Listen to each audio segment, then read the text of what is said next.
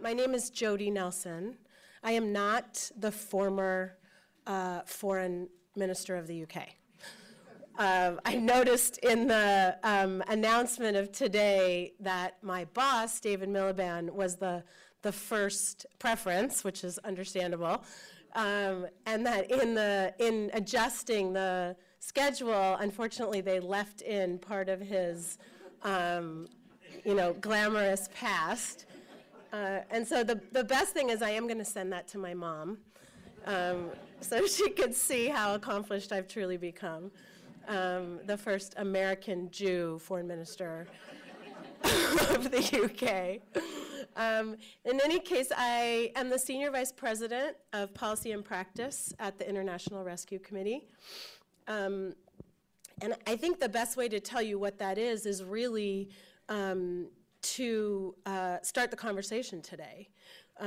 Along the path of my career and at IRC, I've really tried to bridge theory and practice and bring academic research and most notably social science research into the practice space.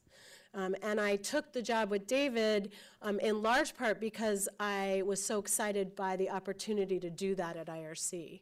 And so I hope we can end the conversation today with ideas about what that might look like for some of you, and certainly opportunities that we see at IRC and in the community writ large for continuing to bridge that gap.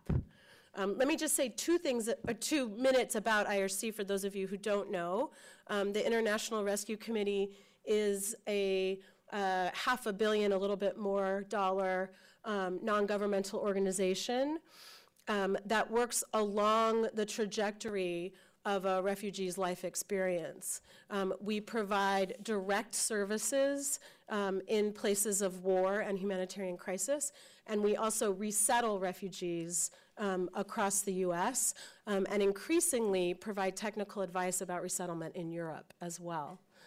So we are standardly known as kind of a humanitarian relief agency and a resettlement agency. Truth be told, we stay in countries for sometimes up to 30 or 40 years. And so in many cases, our work is not just what we consider emergency relief, but is much more characteristic of development. Working with communities, working with ministries, and working across a set of outcomes related to people's life, health, education, violence prevention, economic well-being, and empowerment. So I'm going to read my comments today, but I'm going to try to drive to the end of the comments so that we can have a conversation.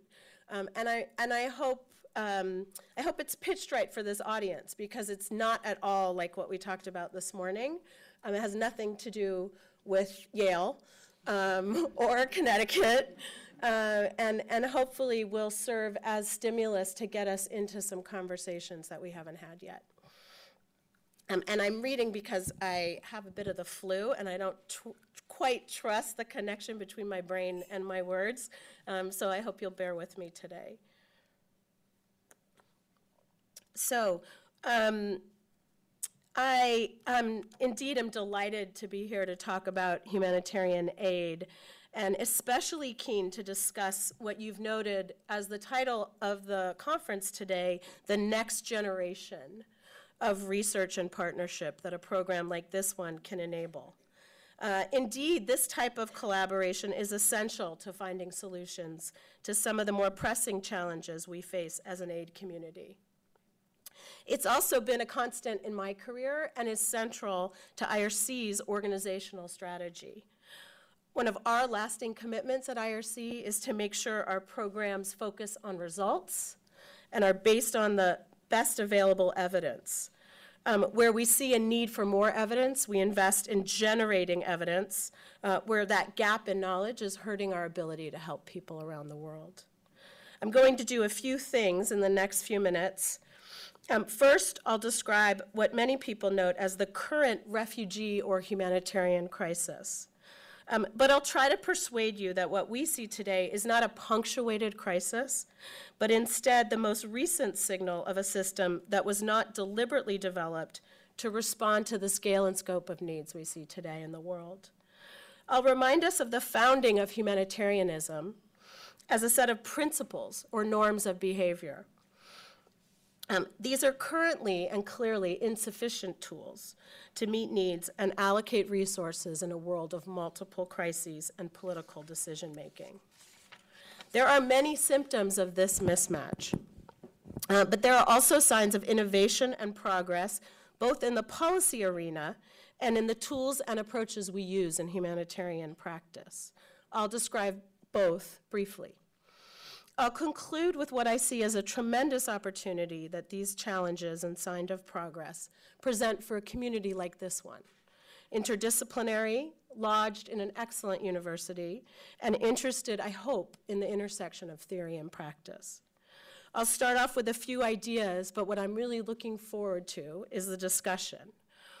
This, I'm sure, will be the best part of the discussion.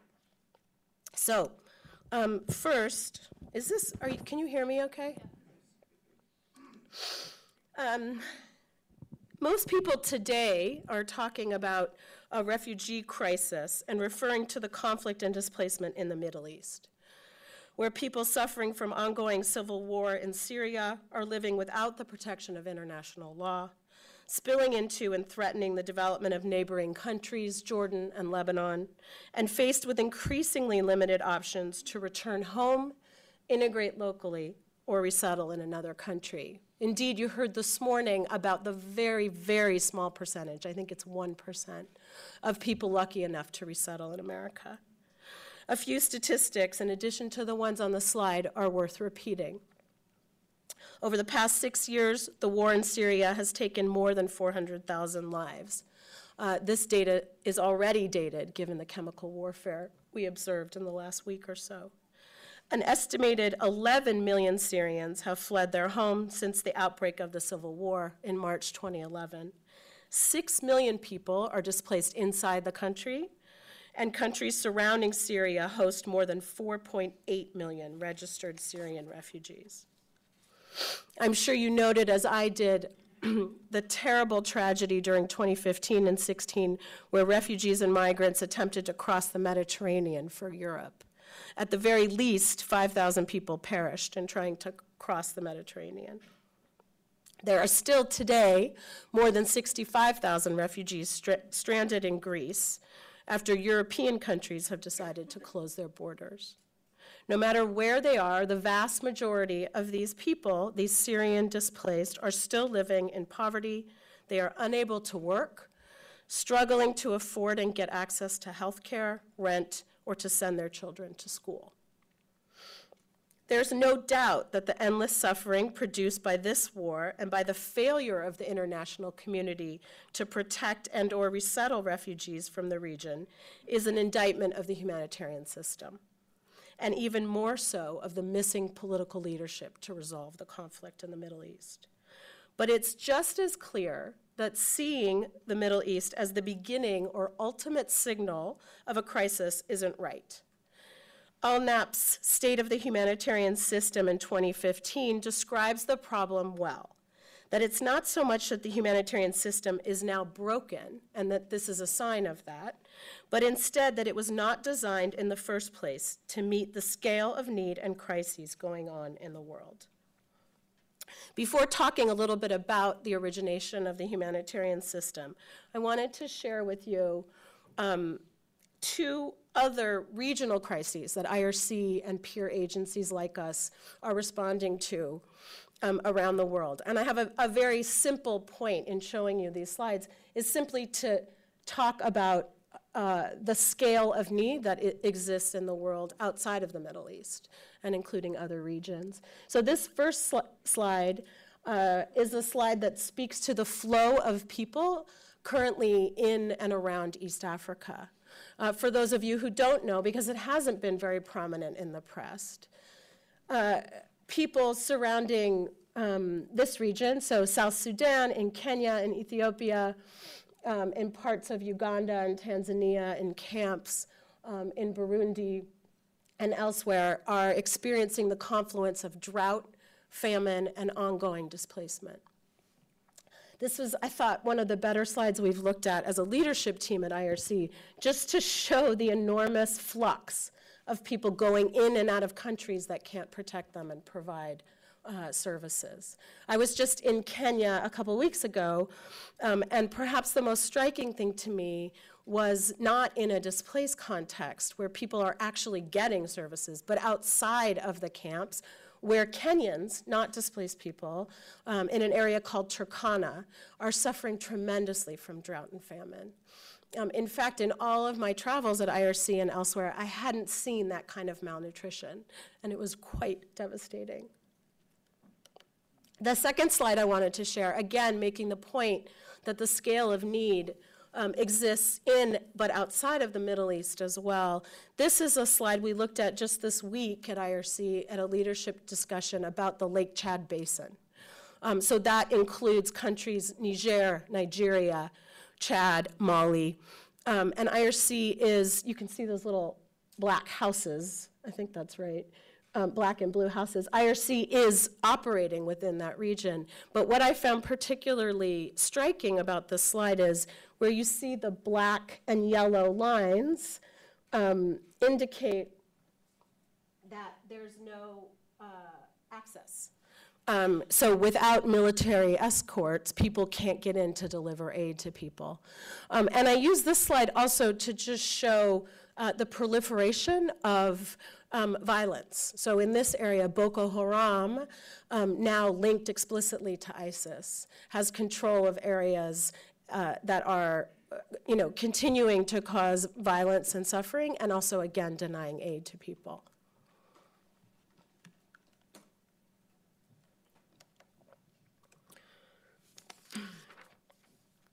So what would the humanitarian founders say about how to respond to these types of regional crises?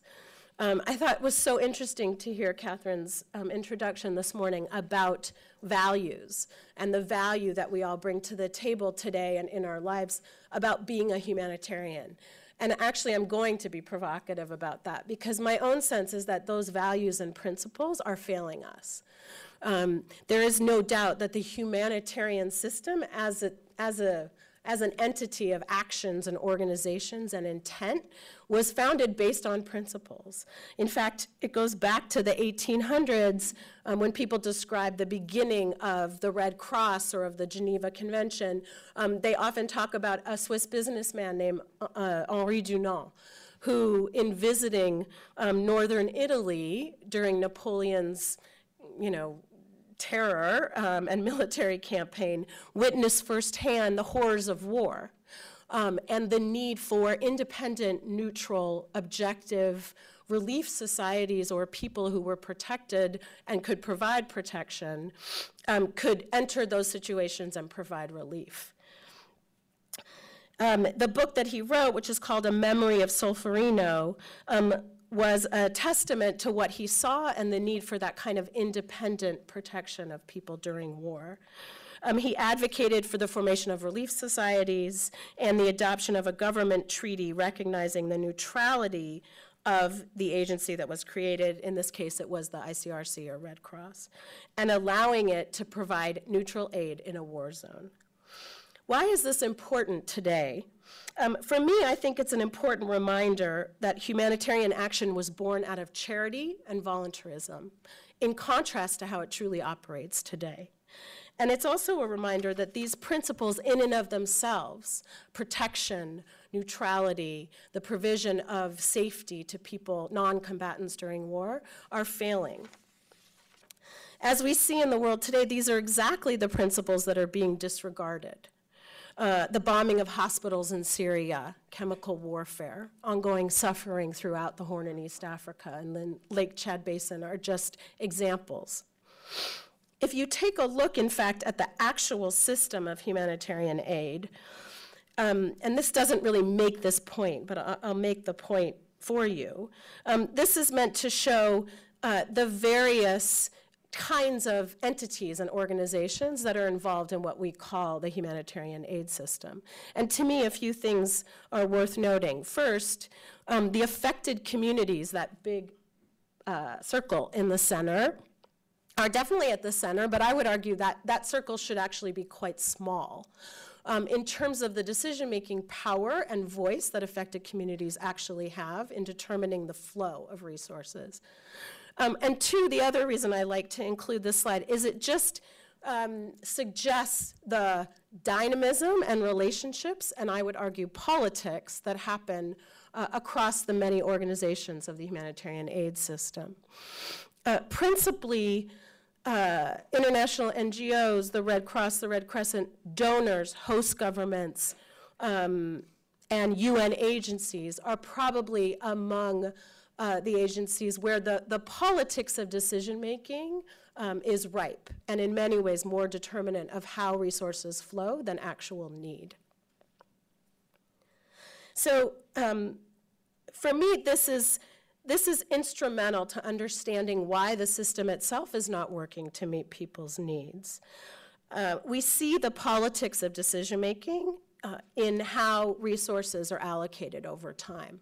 And again, getting us out of the Middle East, but still understanding the depth of need that exists in the Middle East, which you can see in more recent years. This slide is meant to show the gap between the money that is needed and the actual money that is raised to respond to emergencies. So just to be specific, the yellow is unmet requirements, and the dark color is what is quantified as, we need X amount of money to respond to this.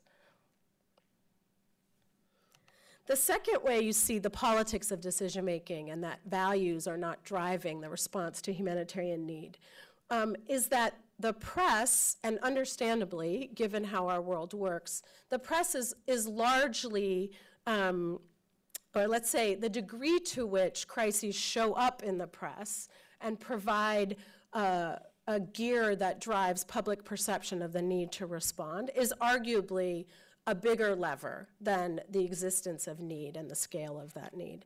So this slide is meant to show that vis-a-vis the Ebola crisis. I find this data really striking. So what it shows, right, as we all remember in 2014, the Ebola crisis raged across West Africa, sorry.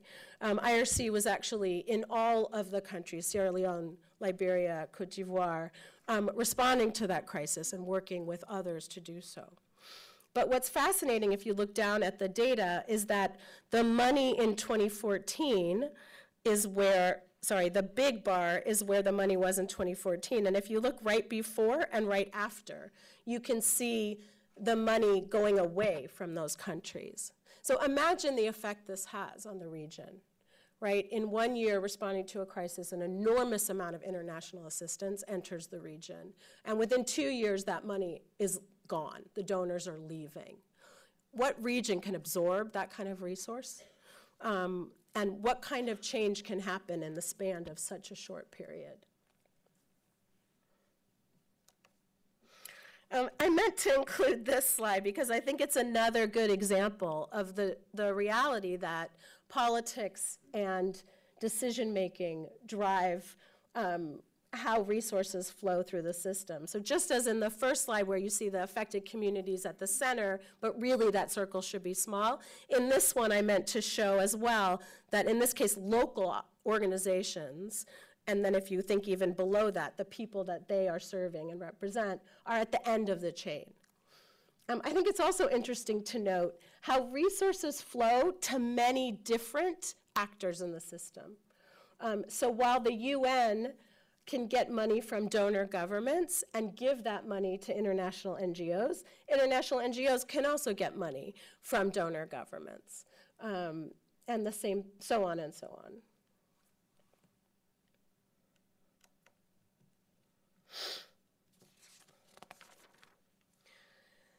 So the third evidence I would say that shows this kind of politics and the lack of principles driving humanitarian response has to do with what we call at IRC the quality of money that is allocated to meet needs. And this is something in recent, maybe the last 1 or 2 years, that has really been well recognized by people commenting on the aid system. And very specifically what I mean by the quality of money is the structure of that money. So international NGOs, local NGOs, UN agencies, everybody who participates in this enterprise receives resources through grants, through contracts, through agreements. And literally the structure of those agreements and grants can affect the efficiency and effectiveness of the aid that's delivered. For an organization like IRC, what we tend to find is that our donors give very short-term project grants, sometimes as short as 6 months. They may renew those grants, but often there's a gap in between the grant that we get and the grant that we need to renew.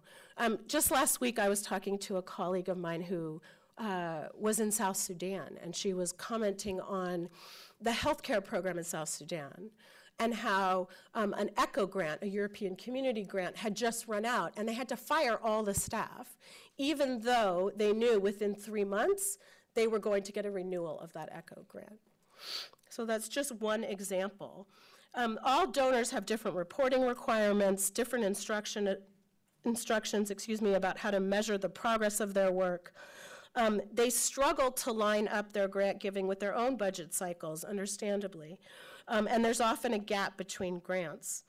IRC staff in many contexts, as our peer agencies, I'm assuming have the same experience, often have to manage around 100 or 125 different grants in a particular country with different requirements and expectations. This quality of money deeply affects our ability to respond to need. These issues of resources, quantity, quality, where the resources flow, for how long they last, have been raised by many, many practitioners and policymakers.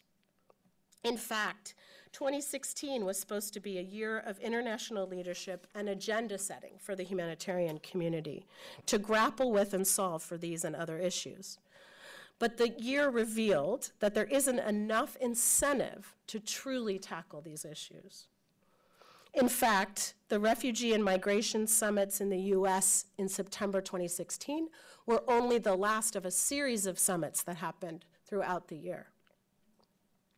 The outcome of literally hundreds of discussions and conversations and commitments at the World Humanitarian Summit is still hard for us in the community to see. I thought these slides were also particularly helpful. I don't know how many of you know about the World Humanitarian Summit, but it was supposed to be the first and seminal event gathering people, actors, organizations, policymakers, practitioners, member states from around the world to, in essence, construct a reform agenda for humanitarian aid. And, oh, my good slide isn't in there. So if you look at top, there were 3,000 individual and joint commitments. That was the device that the summit organizers at the UN used to drive resolution of those issues. I had a slide in here that simply lists the thousands of commitments. For those of us in the community, it's really not clear what's happening next. To me, this speaks to a lack of important leadership that we see, and international leadership that we're lacking. Important, too, to note, things aren't all bad. I've clearly tried to communicate to you that the system is political, not principally driven, and that people's needs are not getting met. At the same time, one unintended positive consequence of the dramatic increase in the displaced these last years is that new organizations have joined the aid community's efforts. Old organizations have altered their direction to get more involved, and people are coming up with new ways of doing business that represent improvements in the toolkit we use to deliver results for people. I'll give you a few examples. The Middle East crisis brought the World Bank to the table in a different way. The World Bank is, as you know, a large multilateral organization focused on development. In years past, the World Bank excluded countries of crisis and issues of displacement from its remit. Motivated in part by their inability to help the Middle East to access funds to address displacement, the World Bank has since been on a path of reform to increase the aid it provides to fragile states, to change the instruments that it uses so that loans are available to those countries and countries can access them. And in fact, they've increased the amount of resources, not zero-sum, but absolute, that go to fragile countries that experience large flows of displacement. The private sector has also increased its engagement. I love the example of Starbucks hiring refugees in America. MasterCard, Western Union, LinkedIn, Airbnb, thinking together about how to provide solutions to refugees, how to support cash transfers to refugees in country, and how to really bring their business savvy to bear. There also have been new and interesting ideas about innovative financing. Insurance schemes, humanitarian impact bonds, a global Islamic endowment fund, and private sector efforts to increase risk financing in vulnerable countries are all examples. Another hopeful trend is that new partnerships have developed to address humanitarian need and help countries and communities in crisis find solutions. I'll give one that comes from IRC's experience, where we are happily among the 8 semifinalists of the MacArthur $100 million and Change competition. We have partners from Sesame and IRC in the room today. This is an amazing, amazing opportunity, and to me, a signal of the innovation that can be stimulated when people are in need. Basically, with the $100 million, if IRC gets it, which is, of course, part of the uncertainty, we've proposed to partner with Sesame Street to get proven models of early childhood development through multimedia vehicles to kids all over the Middle East. And that partnership where we are bringing to bear IRC's footprint, our implementation experience, our knowledge of the Middle East populations, with Sesame's innovative and multi-country and many years of experience educating kids, plus MacArthur's private and fairly flexible resources, represents a real opportunity to do things differently. I think the area where I'd like to drill down, and I think is also a sign of tremendous progress and hope, is, as with the MacArthur opportunity, has to do with partnership between applied researchers and agencies like IRC. IRC privileges and prioritizes the generation and use of evidence in a way that we could not have done 10 to 15 years ago. And part of that speaks to progress in the academic community. Increasingly interdisciplinary, practice-based, actionable research has really benefited agencies like IRC. So I do think, in conclusion, that the intersection of the challenges we see and the opportunities that we're experiencing provide universities like this with an incredible opportunity. I'll give a few ideas here that I'm trying to draw from the flow of this conversation, but I really do hope we can focus the next 15 minutes or so thinking of ideas that you see and thinking about how they might be relevant to humanitarian action. So a few topics that come to my mind. First, I think the extremism and conflicts that are ravaging the world are a particularly important focus for political scientists. Boko Haram linked to ISIS in Lake Chad Basin, ISIS in the Middle East, the fact that extremism can lodge in societies when governments are not holding on to legitimacy, all seem like very important topics to continue to grapple with in international relations. Another one from my perspective is multilateralism, kind of a dated term, and certainly in the study of international relations, something that I'm not sure still retains any trendiness. But for sure, when you look at the lack of power that the UN has had, the lack of international leadership, and this kind of reliance on collective action, but then proof that it really doesn't work, I would argue there's a real opportunity to think about the multilateral architecture in the years ahead. And certainly we know that academics have played a role in shaping UN reform, and it's important that they continue to do so with tremendous fervor. Another and very unrelated idea has to do with some of what we talked about this morning. The fact of the matter is, refugee resettlement agencies across America don't have very much data about integration. We don't know enough about the likelihood that people gain employment, that their kids go to school and get well educated, that they experience an uptick in their revenue over years. We have very suggestive programmatic data, but in terms of really being able to make a case, we haven't had that kind of partnership with the university.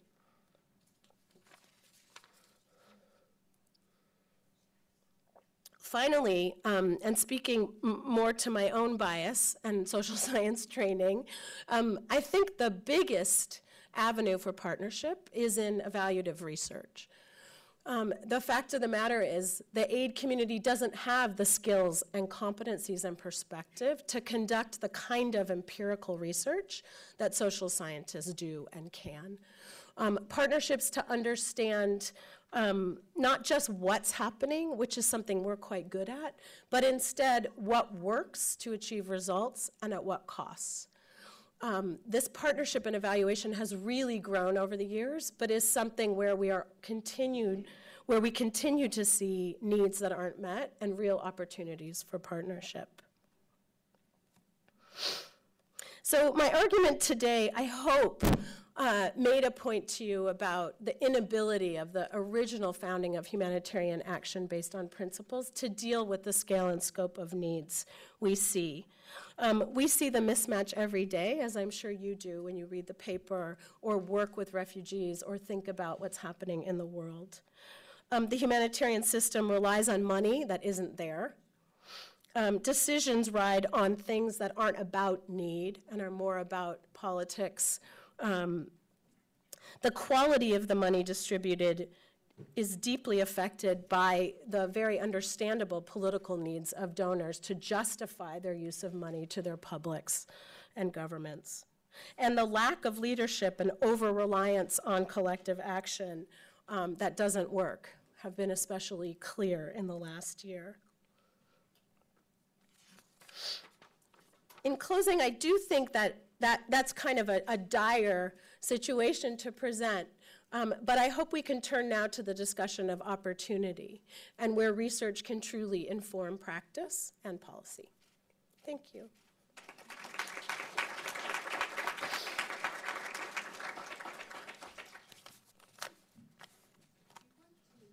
We're going to move straight into our panel. Oh, sure. I want to take a couple of questions, yes, perhaps, sure. and then I will call the two other presenters and we'll continue this conversation as panelists. Are there one or two very biting questions? Yeah, biting. Like you're like dying to ask. I thought you meant biting as in challenge, burning questions, but I know Jodi can handle Fails this. me. Would you like to comment on how the language in the U.S. political discourse or public discourse may be impacting the international commitments to humanitarian work, to funding, to donors, or is the U.S. less significant a driver of those funds and in the trajectory of funding than it might like to acknowledge, so it might be less impactful than one might expect? I mean, ultimately, it's an empirical question of whether we see things change because of the U.S. administration. I believe it's very, very determinate, or my hypothesis is that it is, and not just because we're seeing across the board a trend toward nationalism and closing off borders, but also because the lack of belief in foreign aid without much justification for why really goes against trends from both Republican and Democratic administrations.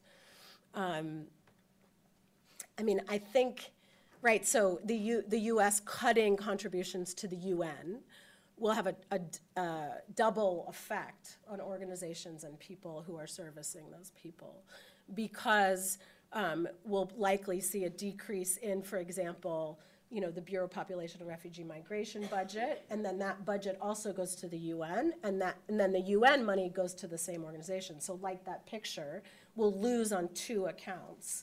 And that's going to be a big dent for the overall system, which is already short of resources.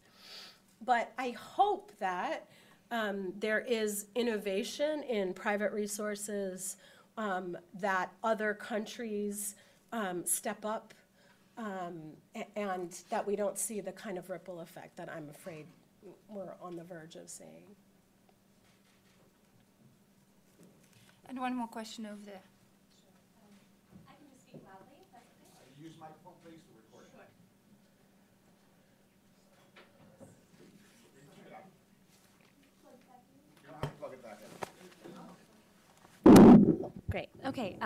Well, thank you so much for that presentation. It was wonderful. My name is Grace Benton. I'm from the Institute for the Study of International Migration at Georgetown University. But I spent a little bit of time working in refugee legal assistance in Egypt, a couple of years.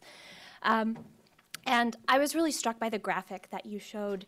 I think it was slide number 9, which showed sort of the way that money diffuses down from sort of the international donors and things like that. And something I thought was missing from that graphic was we had sort of national organizations and local organizations, but there were no refugee-led organizations within that graphic. And they might go into local organizations a little bit, but which did have like a really sort of narrow arrow kind of extending down from sort of the international donor base.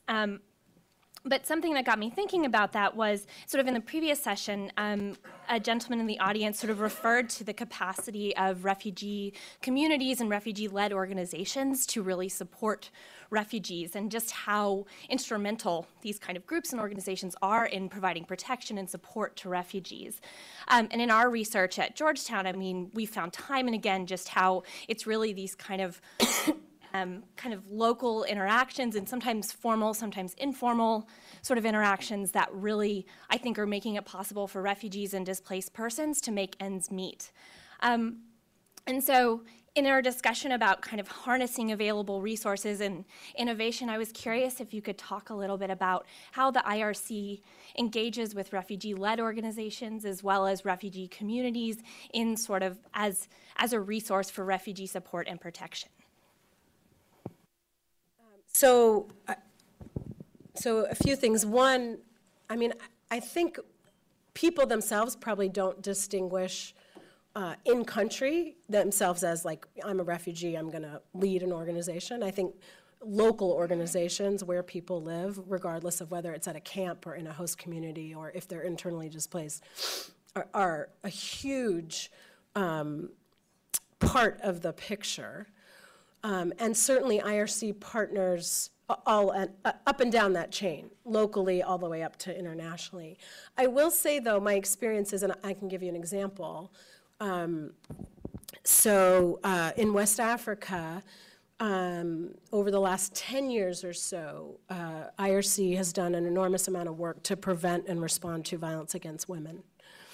And we had essentially private resources from a foundation, which are super helpful, right? Because you're not stuck in that political machinery, to start locally driven, essentially clinics or social institutions that are combined with medical professionals to provide kind of clinical care as well as social and emotional support to survivors. And part of the intention of that effort was that those organizations would become self-sufficient.